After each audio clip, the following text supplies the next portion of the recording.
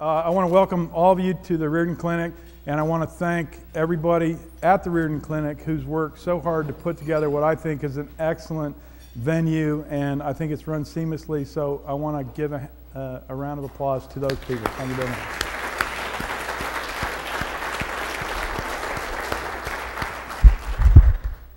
And I wanted to start tonight with Linus Pauling because so many other people started with Linus Pauling, and I think he was a lightning rod for vitamin C and cancer. I mean, I know he was. And this is a picture. I have a picture on my wall, by the way, in my office in Arizona at Aiden Products. And Bradley, I'm going to disclose all my conflicts early on here. But at my office in Aiden Products, and a gal came to work for me there. And we've been in business for about 12 years. She came to work for us about 3 years ago, and she said, "Oh, is that your grandma?" It's me with Linus Pauling. So, anyway, this is not my grandma. This is Linus Pauling this is circa 1992. My wife's going to correct me anyway, but I think it's circa 1992. Cancer Treatment Centers of America had a conference in Tulsa, and I had a poster presentation there. That's where I met Michael Gonzalez from University of Puerto Rico. Many of you know Michael.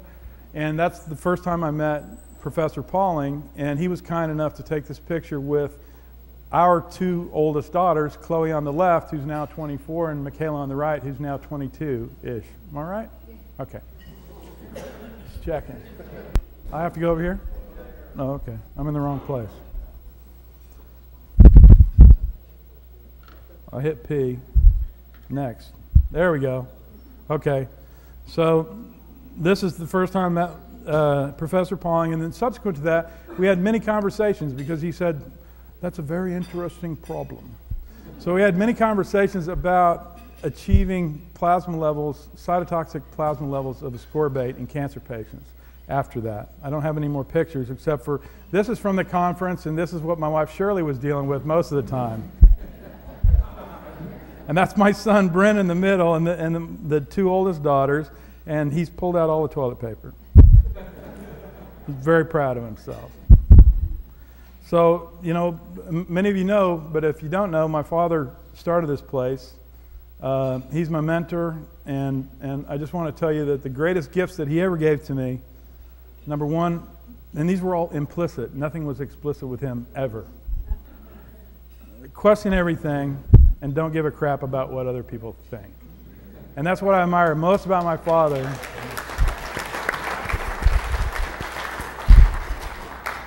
Is he really didn't care what other people thought. To the point of wearing Bermuda shorts with cowboy boots and many other things. So here's Neil's dinner talk. And I took a long time to do this talk because I wanted to see what everybody else was going to say before I did my talk. So I wrote this about 2 hours ago, before the wine. Donna instructed me to be more entertaining that I should drink wine. And so I have complied, and I hope it works out. So I will not talk about any biochemistry. I will talk about very little science. I'm going to talk about some history, a little bit of philosophy. I'm going to talk about the Riordan Clinic experience with IV vitamin C. I'm going to talk about cancer as a non-healing wound, and then the next steps when it comes to cancer as a non-healing wound. And to give you a little background, I worked here for 14 years. I worked for 10 years in the research laboratories, and most of our work was done on looking for selective toxicity of nutrients to tumor cells. And towards the end of my work here, we were working on vaccines, patient-specific tumor vaccines. And one of the first things we were working on were dendritic cell vaccines for cancer patients, using their own tumor cells and their urine as an antigen source.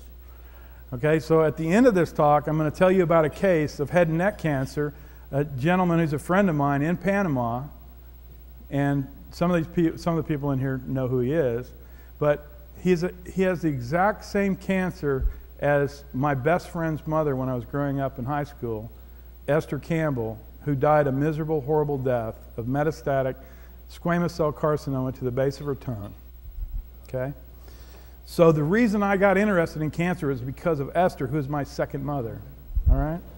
The second case that we ever treated that I ever came across of squamous cell of the base of the tongue was a friend of mine in Wichita who we treated here using a dendritic cell vaccine. She's alive and well today because of that vaccine and other things she did.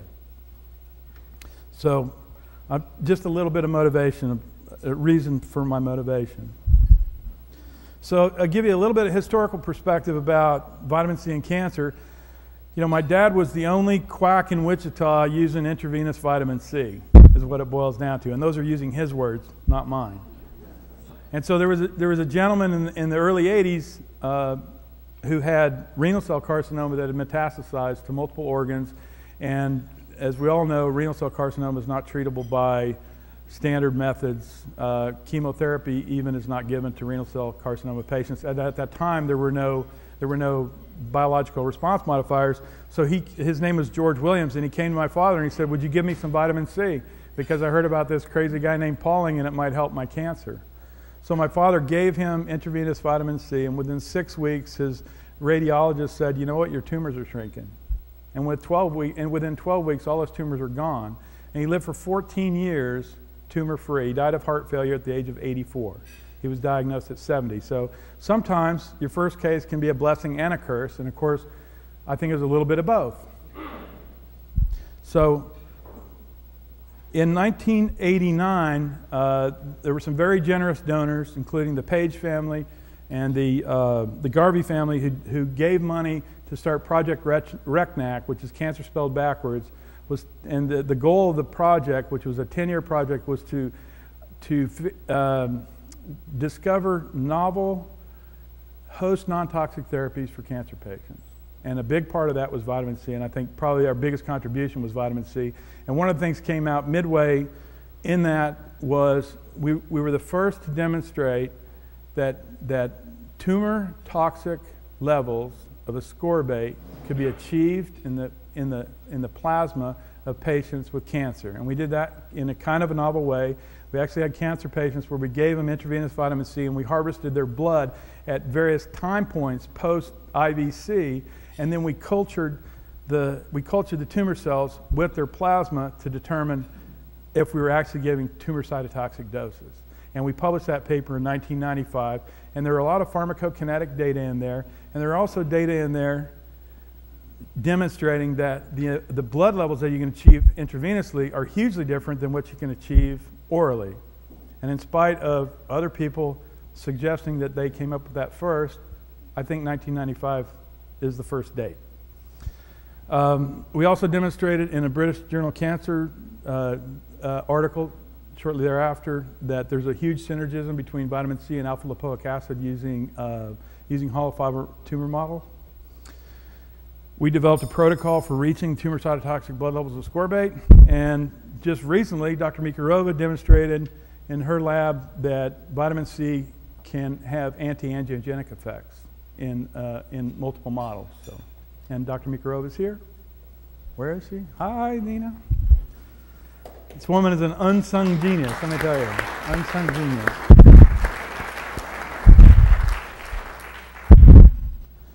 So my conclusions, after all that hot wind about tumor cytotoxicity, my number one conclusion is that vitamin C, the beneficial effects to cancer patients of vitamin C are not related to the cytotoxic events in the majority of cases. And I can say this by retrospective analysis of data from cancer patients who were treated prior to us doing our pharmacokinetics. And when we looked at our pharmacokinetic data, I'll just use George Williams as an example, who received at the maximum 30 grams. He weighed over 200 pounds, and I can tell you he never achieved, based on our PK data, he never achieved a plasma level over 180 milligrams per deciliter, yet he had a complete response. So why is that? Well, we don't know. So something else is going on, and I think a lot of people here were talking about the something else. Is it anti-angiogenesis? Is it immune stimulation? Is it wound repair? We don't know exactly, and we'll never know exactly retrospectively, so we have to do things prospectively. So my conclusion is vitamin C is a wonderful tool, but it's not the end all. And I believe most of the effects are optimization of immune function and wound healing. So we have another part of the legacy, a friend of mine, George Zabrecki, is a medical advisor to the Marcus Foundation. The Marcus Foundation has over $3 billion. They're located in Atlanta, Georgia, and Bernie Marcus is one of the co-founders of the Home Depot. And my friend said to me one day, we really ought to do a vitamin C and cancer study. And I said, yeah, we really should, and we should do it at the center. So we wrote a protocol, and Mr. Marcus blessed it, and then basically the board there said we have to have a university involved. We approached University of Kansas. There were a lot of political things that occurred, and the end of it is we didn't wind up doing the trial, but our trial is being done at Thomas Jefferson University, the trial that we wrote. And it's based on all of our work that was done here. And the inspiration for Mr. Marcus giving the money was the work that we had done and others have done as well. So anyway, they're doing a phase 1, phase 2 clinical trial of high-dose intravenous vitamin C in cancer patients. They're doing pancreatic patients, and they're doing non-Hodgkin's lymphoma. Okay, phase 1 is completed. I talked to one of the principals there, and the traditional oncologist who's in charge of the protocol is very impressed because there were 2 objective responses in the phase 1 of pancreatic, and there's 1 objective response in the non-Hodgkin's lymphoma. So I think it's a big part of our legacy. And one of the great things is, and I'm so happy that Dr. Ron organized this conference, got everybody here, because quality of life, the thing I think we've been missing, and I appreciate our Japanese presenters who are sleeping now, because I don't know what time it is in Tokyo, but no, but I really appreciate their quality of data, because what I noticed, and Dr. Rubin talked about in our practice in Arizona, is the huge quality of life improvement in these patients. And so to use that as an endpoint, I think is wonderful, and I applaud your guys. Veterinarian, I can say that, but I can't say your name. Sorry. But I applaud the data that you presented, and I think ultimately that's where it's going to prove out. You know, gemcitabine was approved for the treatment of pancreatic cancer patients in the United States. It's the only chemotherapeutic agent that has been approved that has no objective benefit to the patient, no objective reduction in tumor, no objective increase of lifespan, only by quality of life. And it was approved in the United States. And I think we're going to make a lot of headway with vitamin C using quality of life as an endpoint, because as all of you have seen, and many of you stated today and yesterday, that's one of the wonderful things about vitamin C in cancer patients. So now I'm done with vitamin C. I'm going to talk about interesting stuff. Oh, yes, sir. Sometimes when an innovational product is put into a conventional setting like Thomas Jefferson, some of the studies are actually designed to fail. Are you confident that this protocol is being followed well? Yeah, the question from Dr. Weeks is that sometimes when you put a I don't know, integrative or controversial protocol in a conventional university, are you worried that it's going to fail for other reasons? And in this case, I'm not really worried, because I've already seen some of the data, and some of the data are really impressive. And just talking to the people involved, they're very excited about it. And I know that I know that financial motivation is huge for many of these institutions, and they have no reason to fail on financial terms. So I'm not so concerned about that. So my passion, in the last 5 years I've been in Central America doing stem cell work, and all that stem cell work came out of, it's basically we're doing stem cell for regenerative medicine that's completely outside of cancer. We had the Aiden Clinic for 4 years. I also did work with the Bahamas with immunoaugmentative therapy, dendritic cell therapy. We developed our own vaccines. So I've done a lot of cancer work, but in the last 5 years, I've only dedicated myself and our resources to regenerative medicine using stem cells. And that came out of trying to build bigger, better, badder vaccines, dendritic cell vaccines. And the only way to do that was to start with stem cells, okay? So I'm going to get to cancer again. But first of all, I'm going to talk about cancer as wound healing. I'm going to talk a little about stem cells, and I'm going to talk about the ending, and then we can all have dessert. Is that fair enough? Okay. So I was going to talk about the Dorchek article about cancer as a non-healing wound, but Dr. Rubin covered that so well that I've left it alone. Yay. So does cancer behave like a non-healing wound? My opinion, yes. You're going to get a lot of opinions tonight. Okay. Can solid tumors form in response to localized depletion of MSCs? And I believe they can. And one of the most striking studies was over 30 years ago where they took and they implanted metal plates inside of rabbits. And if the metal plates didn't have perforations in them where the cells could communicate, where the local niche could know that the wound had healed, they always formed cancer. But if there were holes in them, there were no cancer formation. And I believe that's a localized depletion of MSCs trying to repair the wound. Okay, we heard about tumors at scars a few times today. We heard that tumors from war wounds today. You know, we know smoking, we know H. pylori can cause stomach cancer. We know that chronic inflammation is hugely important. And I was talking to a biological dentist today, and all of these things, I think you can put everything into this model. What's MSC? Oh, well, I'm sorry. I got ahead of myself. MSCs are mesenchymal stem cells, okay? And if I'd have done this maybe a day or two ago, I would have had it in the right order. Thank you for catching that. So this is the hypothesis I'm going to present, and I will talk about MSCs, mesenchymal stem cells, the different sources, and that sort of thing. But here's my hypothesis. Most solid tumors form as a last-ditch effort to heal a non-healing wound after exhaustion of niche, meaning wherever it is in the body, mesenchymal stem cells, the resident healers. Successful treatment, and then an extension of that hypothesis, successful treatment of solid tumors can be achieved by repopulating the exhausted niche with mesenchymal stem cells. And like any good scientist, I'm only going to present science that supports my hypothesis. It's a joke. Come on, let's go, baby. Let's go. Okay.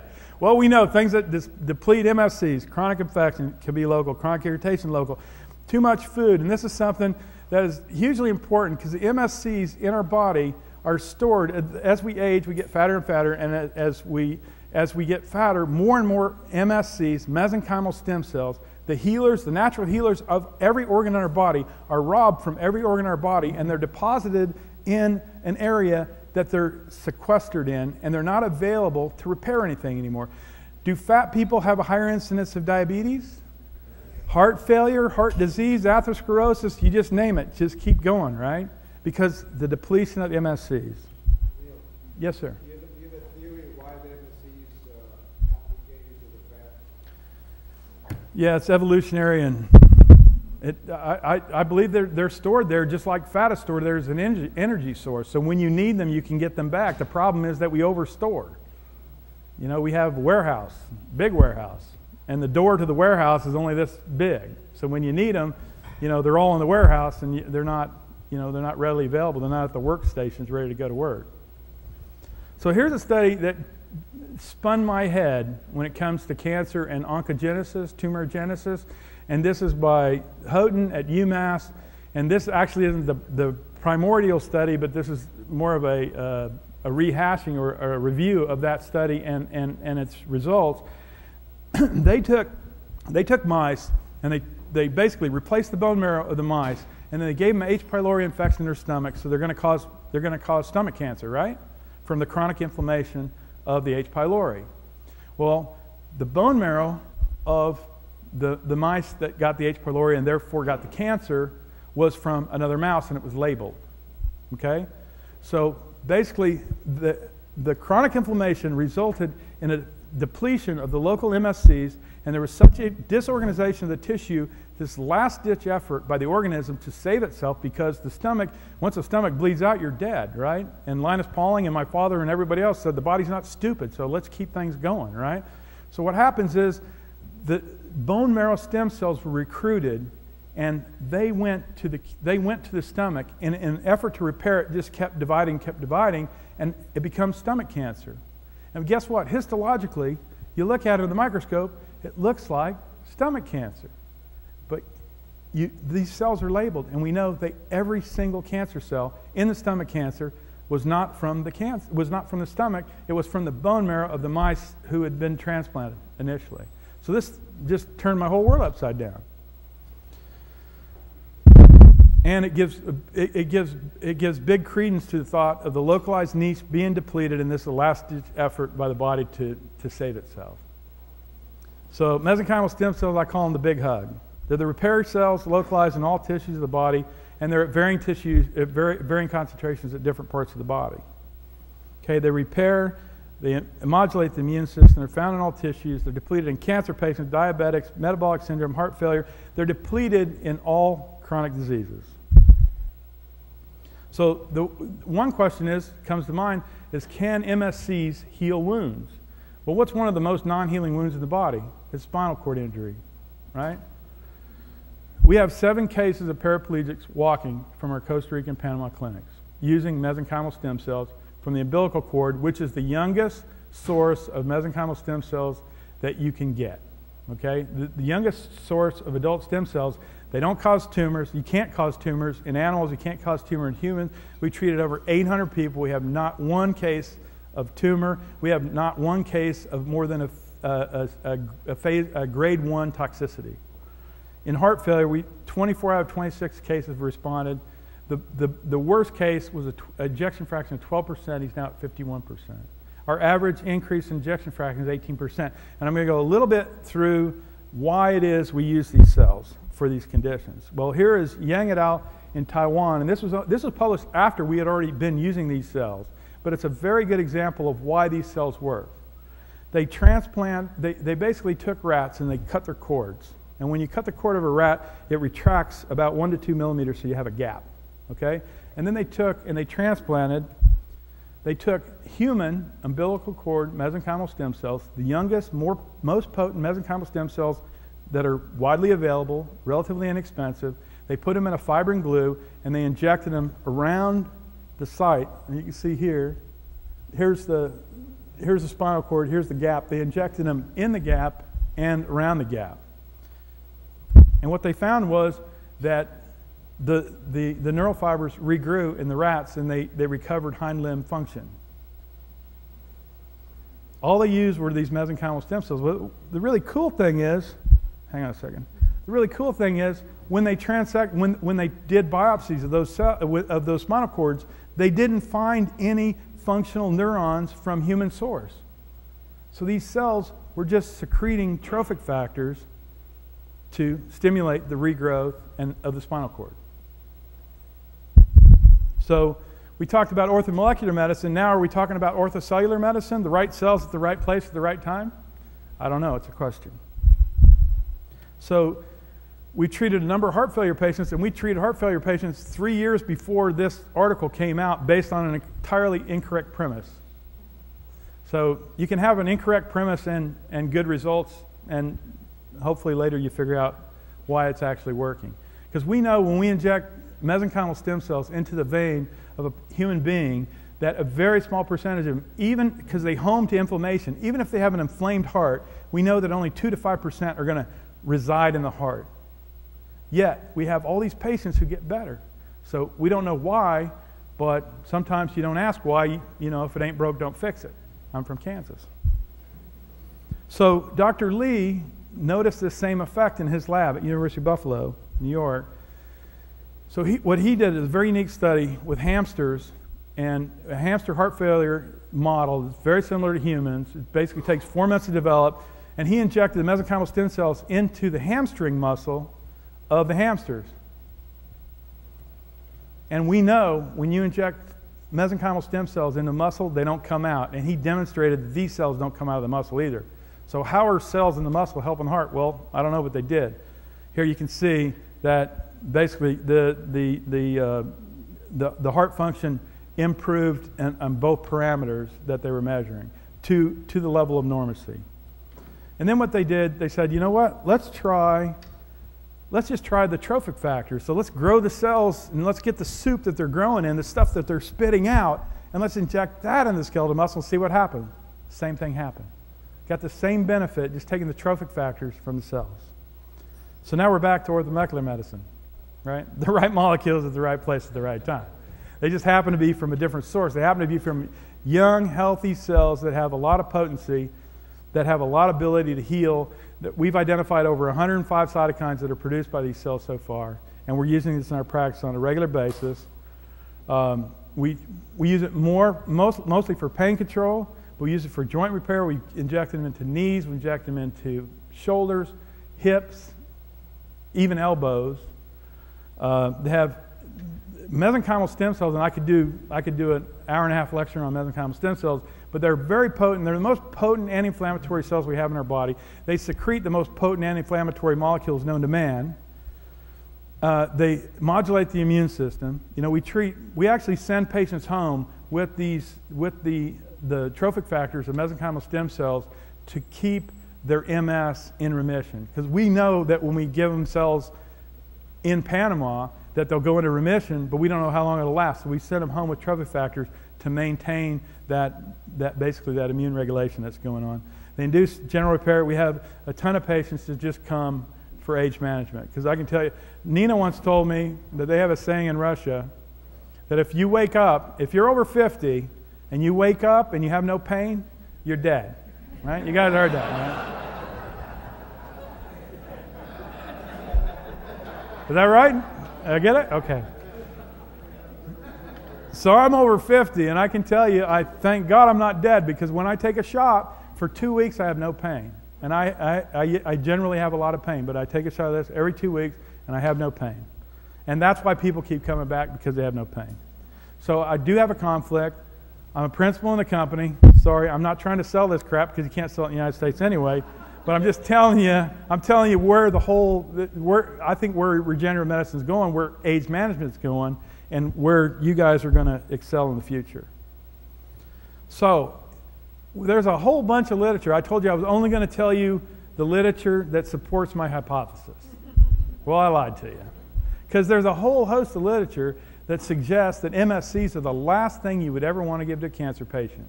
Because we know that they enhance growth. We know that they home to the tumor. We know that they induce angiogenesis. We know all the bad stuff that they do. Okay, so why in the world would you want to use them in a cancer patient? And the last thing we want to do, we treated over 800 patients. We've never accepted somebody even with a cancer history because we're afraid of all of the papers that are out there. And well, I'm not afraid of what people are going to say, but my doctors are. Right? So, I pose this philosophical question to you. Is cancer like a screaming kid? And how would you treat your screaming child? And I've treated them all kinds of ways, because I have 4. But I can tell you that ignoring them is not a long-term answer, because they're going to come back screaming at you again. Beating them, well, I never did that. But, you know, you might stop it for now, but, you know, they're going to be an axe murderer or whatever. You can scream at him until you're both exhausted, and then he stops. And then, you know, you both wake up and you're screaming again. Or you can give him a hug, tell him you love him, tell him everything's going to be all right. And hopefully you're going to have fewer screaming sessions in the future.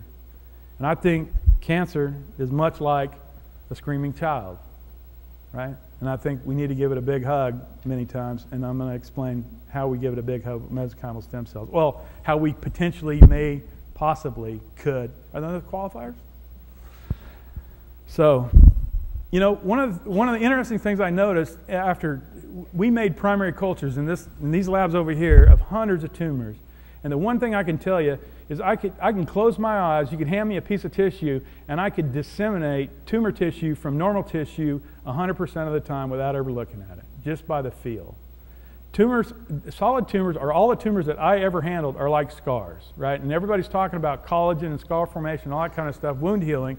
Well, this is one crappy wound healing, because it's one big it's a big buttload of scar, right? Every single tumor I've ever handled.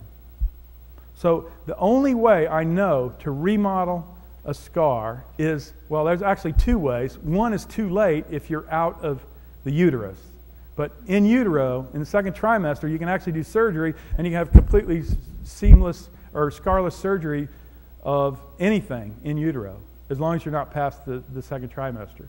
Well, the only other way that's ever in the literature is taking mesenchymal stem cells and transplanting sub-Q to the scar, and the scar dissolves. Okay? So I'm just going out, I'm just coming around on the whole philosophical side and saying, I think tumors are like screaming children, tumors are like scars, and we have a tool in our toolbox that helps us to remodel scars. So this is the article that led us to. There was an article prior to this, and I didn't have time to put it in here because basically I couldn't find it in time. But we wrote an article here with Dr. Ickham, who talked earlier, and several of the researchers here, where we did a glioma model, a rat glioma model, and we injected mesenchymal stem cells into the tumor and intravenously, and we got a 50% inhibition of the tumor growth in those animals using mesenchymal stem cells. Those happen to have been from menstrual blood, which is one of the discoveries we made here, was that menstrual blood has mesenchymal stem cells in it. But this is the real kicker. This was posted just up the road in Manhattan, Kansas, Kansas State University, and they've done a lot of work on mesenchymal stem cells from the umbilical cord, the Wharton's jelly, basically the matrix of the umbilical cord. And basically the title of this study, this is done in rats, the title kind of says it all: rat umbilical cord stem cells completely abolish rat memory carcinomas with no evidence of metastasis or recurrence 100 days post-tumor cell inoculation. Wow. Are you kidding me? I don't know of anything that's ever done that before. And I know it's in a rat, and I know we've cured rats before, but I mean, you're talking about a very aggressive tumor that always metastasizes in the rat. And here's some of the data. This is post-transplant, and you can see basically at 18 days they had to sacrifice all the animals because it went past their IRB's allowable tumor load. And they injected the cells both intratumorally and intravenously. The intravenous ones, they gave a few more. They gave 3 times many. They gave 3 million cells, but this is a single injection, intravenous. Well, as you can see, around 18 days, things turned around and all the tumors disappeared. And here's a representative picture of a control rat and a rat that received the stem cells. And you can see the transplanted tumor here, and you can see on the other one the tumors completely disappeared. And it's interesting, I don't need to go over that, but what's interesting is they talk about what happened at day 8. Basically the tumors are the same. Day 14, the zone of granulation tissue, there's a thin layer of granulation tissue on the control side with small numbers of lymphocytes, few macrophages and neutrophils. There's a thick zone on the treated side with a moderate number of lymphocytes and mixed with plasma cells. Day 18, again, a thin zone of granulation tissue. Sound familiar? The wound's not healing. On the other side, there's a thick zone of granulation tissue, large number of lymphocytes, few plasma cells, and very few tumor cells. And then at 100 days out, tumor cells are absent.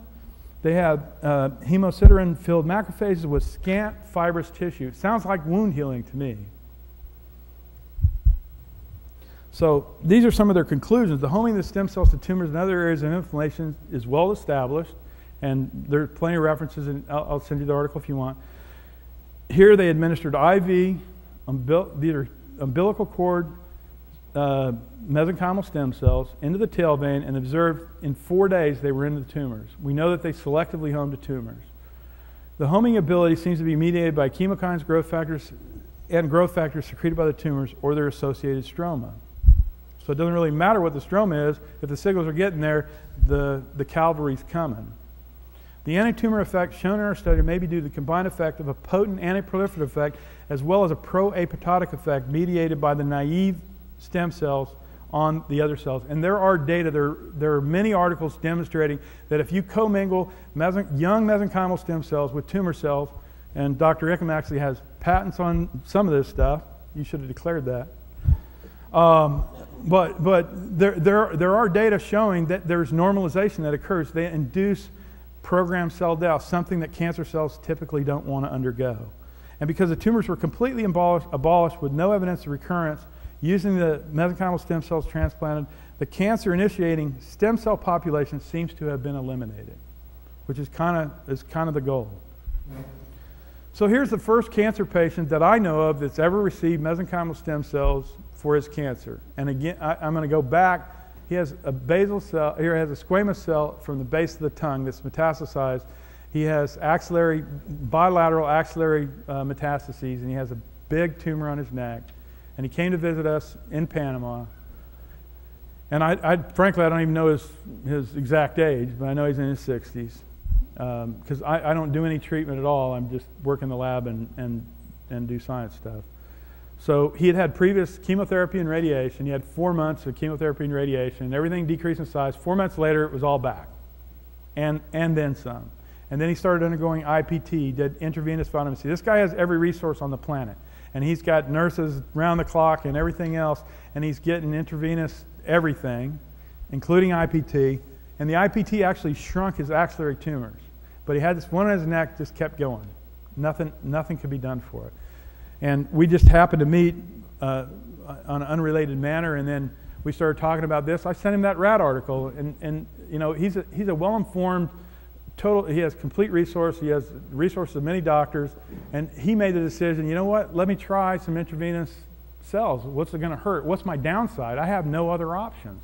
They can do a radical neck on me, and then basically I'll have no function on one side of my head. I'm going to look like a freak, but I still have the Mets in my armpits, so it's not going to be curative, so let's try it. So we did a series of intravenous infusion. We started with 6 million, just see how he tolerated, and then went to 12 million, then went to 18 million, and we repeated that a few times. So he had 5 infusions of mesenchymal stem cells intravenous, and that's the only change in therapy. And so I'm just going to show you some pictures. So this is right here, and it's about 3 centimeters in diameter. And this is after a week. Well, something's different. I don't know what's going on, but it looks nasty. This is another week, and you can see there's necrosis happening, right? And this is the way it was when I left, which was a few weeks ago. And it's over 50% reduced in size. There's a lot of pus there. It's very, very different. I don't know what the outcome's going to be. It's an interesting finding. I think there's a lot of support for the wound healing concept and healing a non-healing wound. And here's a case, a single case, very early case. We don't know what's going to happen in the long term. But I'm really excited about it, and I think it needs further study, and I'm very interested in studying it. And I want to close tonight by, again, thanking you guys, and I want to tell you that I'm honoring my father tonight, and because he's my hero. Thank you very much.